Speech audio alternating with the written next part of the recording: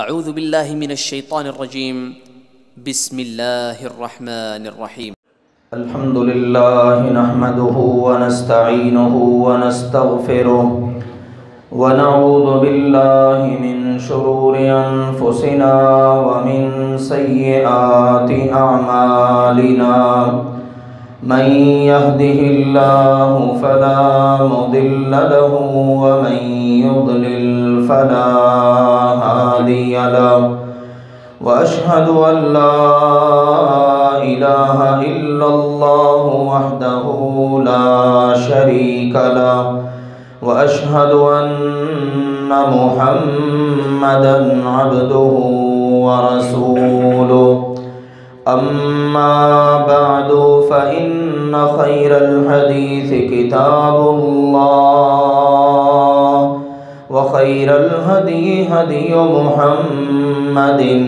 صلى الله عليه وسلم وشر الأمور محدثاتها وكل محدثة بدعة وكل بدعة ضلالة وكل ضلالة في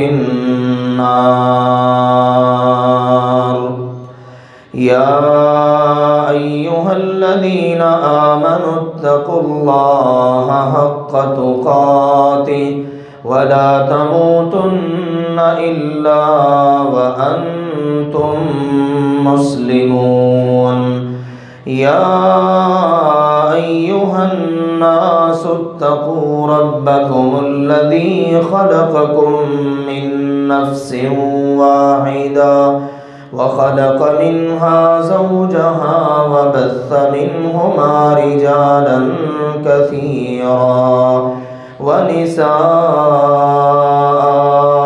واتقوا الله الذي تساءلون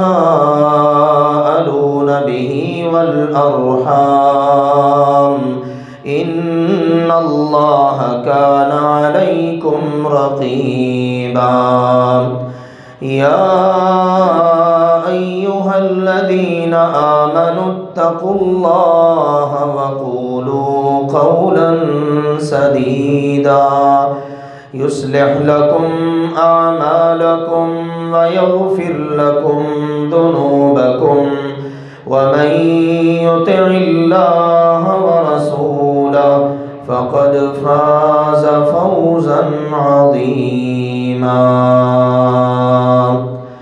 أما بعد فأعوذ بالله من الشيطان الرجيم بسم الله الرحمن الرحيم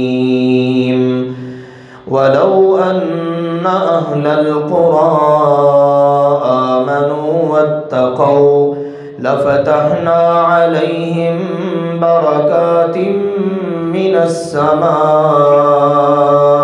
والأرض ولكن كذبوا فأخذناهم بما كانوا يكسبون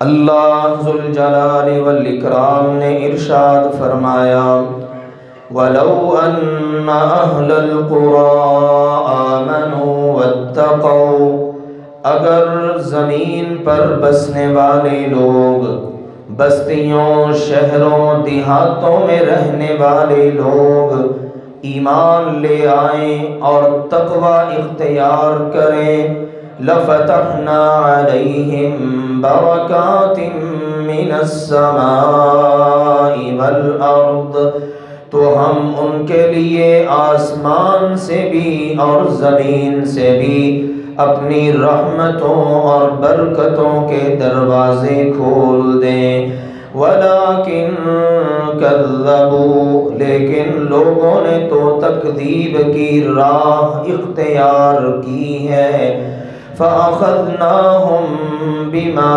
كَانُوا يَكْسِبُونَ سو پھر ہم ان کو ان کے کرتوتوں اور برے عملوں کی وجہ سے پکڑ لیا کرتے ہیں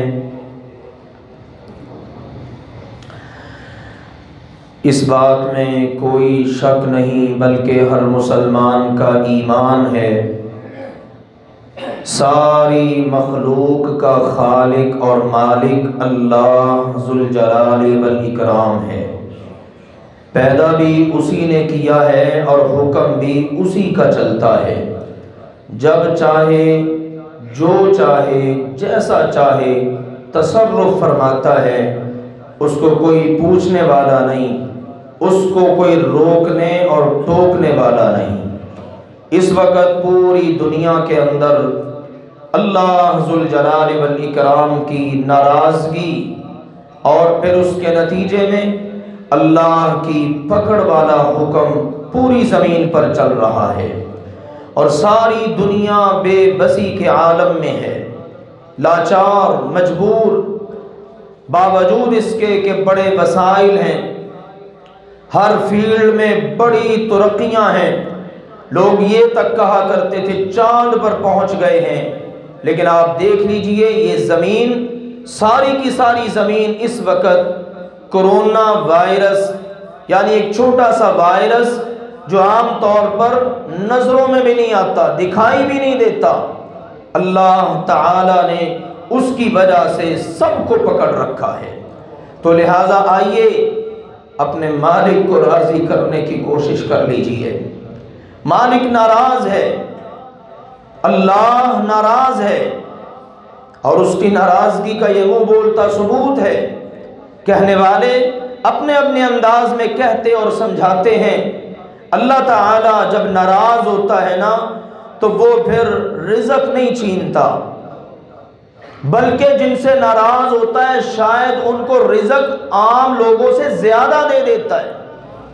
بڑی مثالیں قارون، فرعون، دیگر بڑے بڑے، لیکن اللہ تعالیٰ کی ایک اپنی ایک ادا ہے، نرالی ادا ہے کہ جب وہ ناراض ہوتا ہے نا تو وہ پھر اپنے بندوں سے سجدوں کی توفیق چھین لیتا ہے،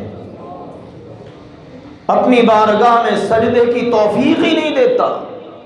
آج آپ دیکھ لیجیے، ہم تو اس اینگل سے دیکھیں گے نا، آج ہماری مساجد بند، آج ام القریٰ، ساری بستیوں کی ماں مکہ مکرمہ اور پوری دنیا کے مسلمانوں کی روحوں کا محور اور مرکز بیت اللہ اور مسجد نبوی، آج وہاں سے بھی اللہ تعالیٰ نے سجدوں کی جو توفیق ہے، لذت ہے، اس کو واپس لے لیا ہے۔ تو آئیے سب کے نام ایک پیغام ہے، اپنے اللہ کو راضی کر لیجئے۔ اور یہ بات یاد رکھیے، سلف صالحین سے پوچھا جاتا کہ جب بلا آئے، مصیبت آئے، وبا آئے، آزمائش آئے تو کیا کیا جائے؟ فرماتے جس وقت بلا، آزمائش، وبا، عذاب آ جائے تو پھر اس دوران اللہ کی ناراضگی کے کاموں سے بچنا چاہیے۔ ادھر عذاب بھی سر پر ہو، عذاب کی لپیٹ میں ہو لوگ، وبا نے، بلا نے ان کو گھیر رکھا ہو، اور آج دیکھ لیجئے پوری دنیا کی معیشت جنازہ نکل چکا ہے۔ ترقی یافتہ ممالک جو بلندیوں کو چھو رہے تھے وہ اب پستیوں میں پڑے ہوئے ہیں، اور بے بسی کے عالم کے اندر ساری دنیا دم بخود۔ ایسے حالات کے اندر ہونا یہ چاہیے کہ لوگ گناہوں سے بچیں، اللہ کو ناراض کرنے والے عملوں سے بچیں، لیکن دیکھنے میں یہ آ رہا ہے اتنے بڑے عذاب کے باوجود بھی اور اتنے خوف کے باوجود بھی لوگ اپنے اعمال کے اندر کسی بھی قسم کی مثبت تبدیلی لانے کے لیے تیار نہیں ہے۔ سب کو کیا دیکھنا ہے؟ پوری انسانیت کو۔ ہم مسلمانوں کو دیکھ لیں، مسلمانوں میں بھی کیا دیکھنا ہے؟ 1.5 ارب سے زیادہ مسلمان ہیں۔ میں کہتا ہوں ہر فرد اپنے آپ کو دیکھے کہ آج میرے اردا گرد اس خوف کے سائے منڈلا رہے ہیں، اور میں نے کہاں تک اپنے آپ کو اپنے اللہ کی ناراضگی والے عملوں سے بچایا ہے۔ یہ بہت اہمیت کا حامل پیغام ہے، جہاں تک ہو سکے اللہ کریے پہنچے۔ جب مالک راضی ہو جائے گا نا تو وہ پھر آئے ہوئے عذاب کو بھی اٹھا لے گا۔ یہ تو پھر اس کی مرضی ہے نا، جب چاہے جیسا چاہے جو چاہے فیصلہ فرما دے، لیکن اس کا ایک قانون ہے کہ جب لوگ اللہ ناراض ہوتا ہے، اللہ سزا دیتا ہے، اگر لوگ اچھے کام کر کے اللہ کو راضی کر لینا تو پھر اللہ تعالیٰ آیا ہوا عذاب بھی ٹال دیتا ہے۔ بطور مثال آپ سورہ ہود میں سیدنا یونس علیہ السلام کا واقعہ سورہ یونس کے سیکنڈ لاسٹ رکوع میں پڑھ لیجئے، دیگر مقامات پر بھی ان کے تذکرے موجود ہیں، سورہ انبیاء میں بھی، لیکن سورہ یونس میں اللہ نے بڑے خوبصورت پیرائے میں اس کو ذکر کیا ہے۔ دوسری بات میرے عزیزوں کہ جس وقت یہ وبائیں، یہ بلائیں، یہ آفات آتی ہیں تو ان کے معاملے میں تعلیم یہ ہے انسان اپنے گھر کو لازم پکڑے، میکسیمم کوشش کرے اجتماعات سے بچے۔ یہ وبائی امراض، یہ اس قسم کے معاملات، ایسے حالات کے اندر بندہ اپنے آپ کو جس قدر اجتماعات سے، اکٹھ سے، جمع ہونے سے بچا کے رکھے اتنا ہی محفوظ رہے گا۔ امام ابن کثیر رحمہ اللہ تعالی نے اپنی مایہ ناز کتاب البدایہ والنہایہ میں صحابہ کرام کا عمل ذکر کیا ہے۔ شام میں طاعون پھیل گیا، امیر المومنین کی طرف سے باقاعدہ گورنر مقرر ہو کر جایا کرتے۔ سب سے پہلے خوش نصیب مقرر ہوئے سیدنا ابو عبیدہ بن جراح رضی اللہ تعالی عنہ، جن کا شرف اور اعزاز یہ ہے اس امت کے امین قرار پائے۔ اللہ کے نبی کریم صلی اللہ علیہ وسلم سے بشارت لی، امین هذه الامہ، آپ نے فرمایا میری ساری امت کا جو امین آدمی، امانت دار، وہ ابو عبیدہ بن جراح ہے رضی اللہ تعالی عنہ۔ شام کے گورنر بن کے گئے، اللہ کی قدرت طاعون کی بیماری کی لپیٹ میں آ گئے اور وفات پا گئے، شہادت طاعون کی وجہ سے مقدر میں تھی، پا گئے۔ یہاں پر یہ بات بھی یاد رکھیے، ایسے امراض ان کی زد میں آ کر جو شخص فوت ہوتا ہے نا، وہ انشاءاللہ مومن مسلمان ہے تو شہادت کے مرتبے پر فائز ہوگا۔ دوسرا، یہ وفات پا گئے۔ دوسرا عظیم المرتبت صحابی سیدنا معاذ رضی اللہ تعالی عنہ، جن کو اللہ کے نبی کریم صلی اللہ علیہ وسلم نے خود تعلیم تربیت سے نوازا، آپ نے بھی اپنی زندگی میں ان کو مختلف علاقوں میں گورنر بنا کر، معلم بنا کر بھیجا تھا۔ اب اللہ کے نبی صلی اللہ علیہ وسلم کے بعد سیدنا عمر رضی اللہ تعالیٰ عنہ کے زمانہ مبارک میں جب طاعون پھیلا تو وہ شام کے گورنر بن کے گئے، لیکن اللہ کی قدرت وہ بھی طاعون کی زد میں آ گئے اور وفات پا گئے، شہادت کے مرتبے پر فائز ہو گئے۔ اب اس کے بعد تیسرے نمبر پر آئے عمر بن عاص رضی اللہ تعالی عنہ۔ یہ بڑے جہاندیدہ آدمی تھے، زمانہ جاہلیت سے بڑے فہم و فراست کے مالک۔ جب یہ گئے نا تو انہوں نے جا کر اب وہاں لوگوں سے پہلا خطاب کیا اور خطاب کرتے ہوئے فرمایا، ایھا الناس ان الطاعون کالنار المشتعلہ، لوگوں یہ جو طاعون ہے یہ بھڑکتی ہوئی شعلوں والی آگ کی مانند ہے۔ یہ طاعون اس کو معمولی نہ سمجھو، یہ کیا ہے؟ بھڑکتی ہوئی آگ، شعلوں والی آگ کی مانند ہے۔ وَأَنْتُمْ وَقُودُهَا، اور اس کا ایندھن پتہ کون ہو؟ تم ہو۔ یہ لکڑیاں نہیں جلاتی، یہ گھر نہیں جلاتی، یہ اس طرح کی چیزیں نہیں جلاتی، یہ انسانوں کو جلاتی ہے۔ اب حیرانگی، کیا کریں جناب؟ ارشاد فرمایا فَتَفَرَّقُوا، الگ الگ رہو، مکس نہ ہو، آپس میں جڑو نہیں، اجتماع نہ کرو، ملو نہیں، دوریاں اختیار کرو اور علیحدگیوں میں رہو، اپنے گھروں کو لازم پکڑو۔ اس کا نتیجہ کیا ہوگا؟ حَتَّى لَا تَجِدِ النَّارِ، آگ کو وہ چیز ملے گی نہیں، مَا يَشْعَلُهَا، جو اس کو بھڑکا سکے۔ ایندھن کون ہے؟ انسان۔ جب انسان ملیں گے نہیں طاعون کو تو طاعون ان کو نقصان کہاں سے پہنچائے گا؟ کیسی گہری بات کی۔ حَتَّى لَا تَجِدِ النَّارُ مَا يَشْعَلُهَا، آگ کو وہ چیز ملے گی نہیں کہ جس کی وجہ سے وہ بھڑکتی رہے۔ تو یہ فرمایا سیدنا عمر بن عاص رضی اللہ تعالی عنہ نے، اور فرمایا حتی لا تجد النار ما يشعلها فتطفئ وحدها، جب آگ کو جلانے کے لیے کوئی چیز ملے گی نہیں تو وہ اکیلی ہی جلتی رہے گی۔ کب تک جلے گی؟ آخر تو اس نے ٹھنڈا ہونا ہی ہونا ہے نا۔ جب ایندھن ملے گا نہیں تو کب تک آگ جلے گی؟ ٹھنڈی ہو جائے گی۔ جب ٹھنڈی ہو جائے گی پھر تم اپنے معمولات زندگی چلانا شروع کر دینا۔ چنانچہ ایسا ہی ہوا۔ الفاظ یہ ہیں کہ فاستجابوا، لوگوں نے کہا جناب حاکم وقت، گورنر شام، ہم آپ کی آواز میں لبیک کہتے ہیں۔ انہوں نے اپنے حاکم کی بات مان کر اس پر عمل کیا، نجو، سارے کے سارے نجات پا گئے۔ تو ایسے حالات کے اندر یہ طریقہ کار ہے۔ آخری بات، عبادات تو کرنی ہی کرنی ہے، اپنے گھروں کو عبادت گاہیں بنائیے، اپنے گھروں میں نماز باجماعت کا اہتمام کیجئے، 5 وقت نماز ادا کیجئے، گھر کا سربراہ مصلی امامت پہ آن کھڑا ہو، اور مرد جتنے بھی ہیں، بالغ بچے یا نابالغ بچے، وہ سارے کے سارے اس کے پیچھے کھڑے ہوں۔ اگر ایک بچہ ہو یا ایک مرد ہو، وہ امام کے دائیں جانب کھڑا ہو جائے گا، خواتین پیچھے کھڑی ہوں گی۔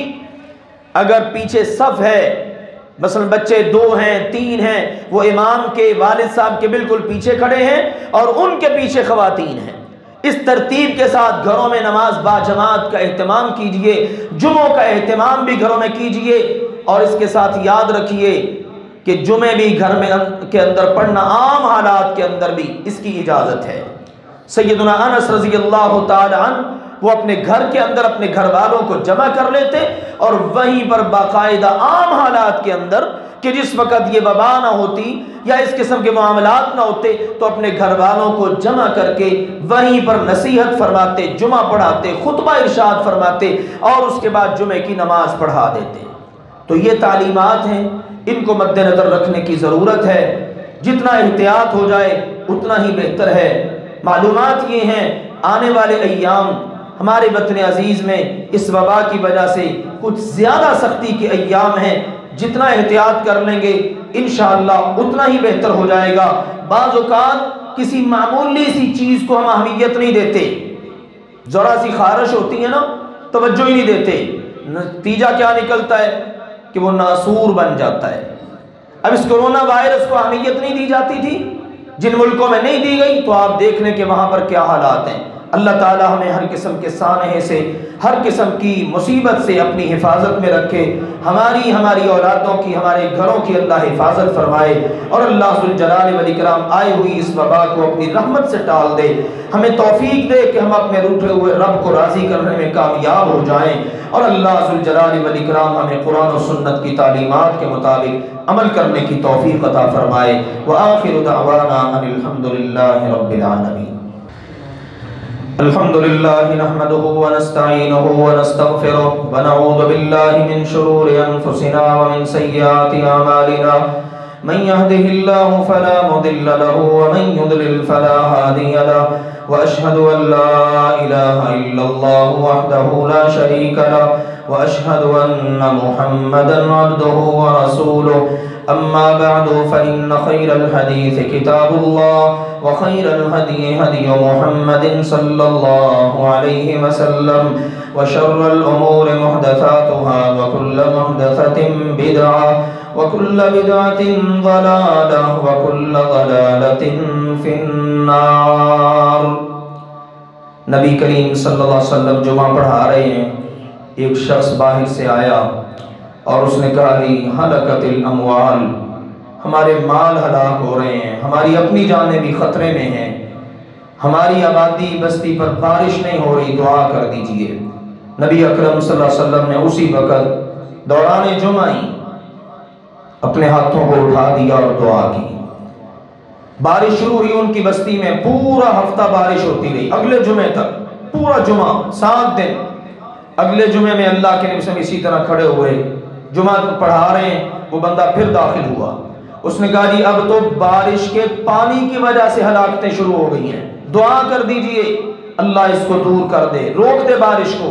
نبی کریم نے ہاتھ اٹھا دی اور دعا کر دی، اور اس کے نتیجے میں اللہ تعالیٰ نے وہ بارش روک دی۔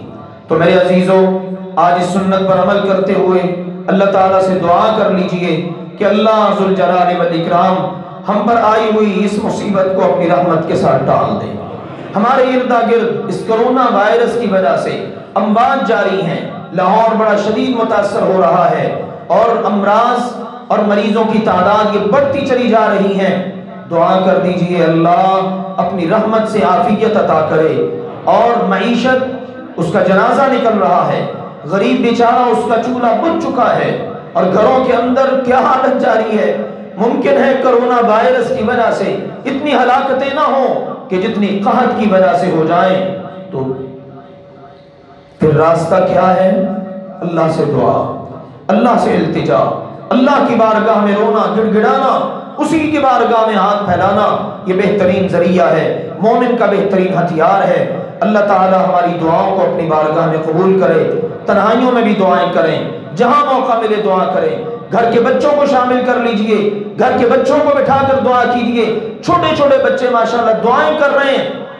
ایک چھوٹا سا بچہ ہے، میرا ہی بیٹا ہے، میں ترغیب کے لیے عرض کرتا ہوں، مجھے آج ہی اس کی والدہ بتا رہی تھی، ایک دن بیٹھا ہوا چھوٹا سا ہے محمد، بہت سارے میرے نمازی احباب جانتے ہیں، وہ دعا کر رہا ہے، کہہ رہا یا اللہ تجھے پتہ ہے میرے ابو نے میرا نام تیرے نبی محمد صلی اللہ علیہ وسلم کے نام پہ محمد رکھا ہے، یا اللہ میں تجھ سے دعا کرتا ہوں اس وبا کو ٹال دے تاکہ ہمیں بھی باہر جانے کا موقع اور اجازت مل سکے۔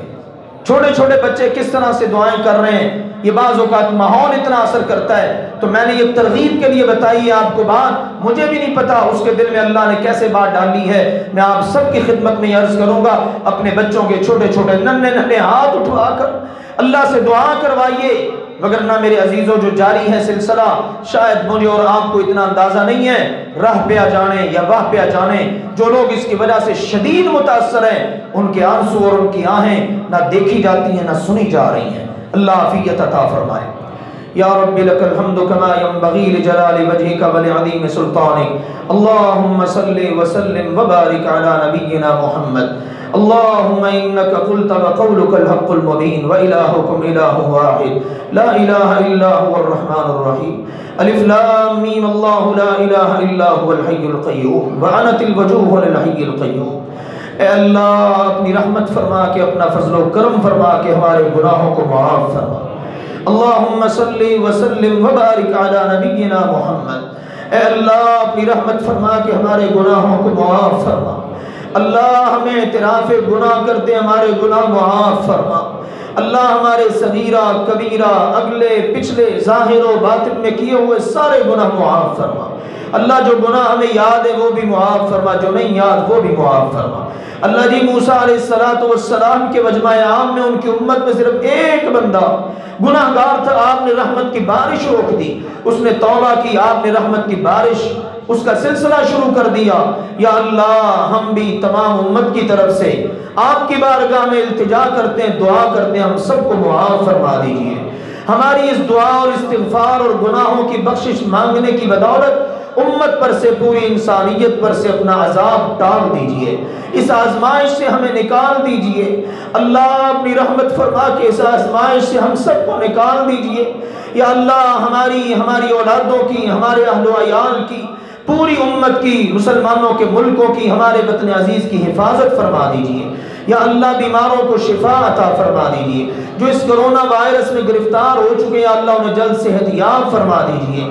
یا اللہ جن پر یہ اس کے سائے اور خطرے منڈلا رہے ہیں اپنی رحمت فرما کے ان کی حفاظت فرما دیجئے۔ یا اللہ ہمارے وطن عزیز کے، یا اللہ جتنے بھی احباب ہیں، ڈاکٹر حضرات، پولیس کے جوان، فوج کے جوان، دیگر جتنے بھی لوگ دن رات خدمت کے کاموں میں مصروف جوان اور رضاکار، سب کو یا اللہ بہترین جزا عطا فرما دیجئے۔ یہ قوم کے محسن ہیں، یا اللہ اپنی زندگیوں کو خطرے میں ڈال کر خدمات سر انجام دے رہے ہیں، یا اللہ اپنی رحمت فرما کے ان سب کی حفاظت فرما دیجئے۔ یا اللہ ہماری بھی حفاظت فرما دیجئے۔ یا اللہ ہماری معیشت کو درست کر دیجئے۔ یا اللہ اس کی وجہ سے جو غربت اور اسی طرح سے بھوک، اس کی وجہ سے یا اللہ گھروں کے اندر ایک خوفناک کیفیت بنتی چلی جا رہی ہے، یا اللہ ایسی قحط کی موت سے ہم سب کو بچا لیجئے۔ یا اللہ اپنی رحمت فرما کے، اپنا فضل و کرم فرما کے دنیا بھر کے مظلوم مسلمانوں کی مدد فرما۔ یا اللہ ہم نے تو چند دن کا یہ لاک ڈاؤن دیکھا، کشمیری جو 250 دنوں سے زائد کے لاک ڈاؤن میں گرفتار، نہ جانے ان کا کیا بنا ہوگا، تصور کرتے ہوئے روح کانپتی ہے۔ اللہ اپنی رحمت فرما کے دنیا بھر کے مظلوم مسلمانوں کی، بالخصوص کشمیر کے مسلمانوں کی مدد فرما دیجئے۔ ربنا آتنا فی الدنیا حسنہ وفی الآخرۃ حسنۃ وقنا عذاب النار۔ اللہم انا نسألک من الخیر کلہ عاجلہ وآجلہ ما علمنا منہ وما لم نعلم ونعوذ بک من الشر کلہ عاجلہ وآجلہ ما علمنا منہ وما لم نعلم یا دافع البلاء والوباء ادفع عنا هذا الوباء وعن المسلمين يا ذا الجلال والإكرام۔ اللهم إن هذا الوباء جند من جنودك تصيب به من تشاء وتصرفه عن من تشاء فاصرف عنا فاصرف عنا۔ اے اللہ یہ وبا، یہ مرض، یہ وائرس تیرے لشکروں میں سے ایک لشکر ہے، تو جس کو چاہے اس کے ذریعے پکڑ لے، جس کو چاہے اس سے بچا لے۔ یا اللہ ہمیں بچائے ہی رکھنا، ہماری اولادوں کو، ہمارے اہل و عیال کو، ہمارے گھر والوں کو، سب کو بچائے رکھنا۔ یا اللہ اللہم احفظنا مما نخاف ونحذر، ہمیں اس کا ڈر اور خوف ہے کیونکہ تیرا لشکر ہے۔ یا اللہ اس سے ہمیں اپنی حفاظت میں رکھنا۔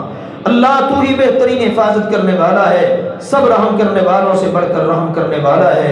ربنا تقبل منا انك انت السميع العليم وتب علينا انك انت التواب الرحيم وصلى الله وسلم وبارك على النبي الكريم آمين يا رب العالمين۔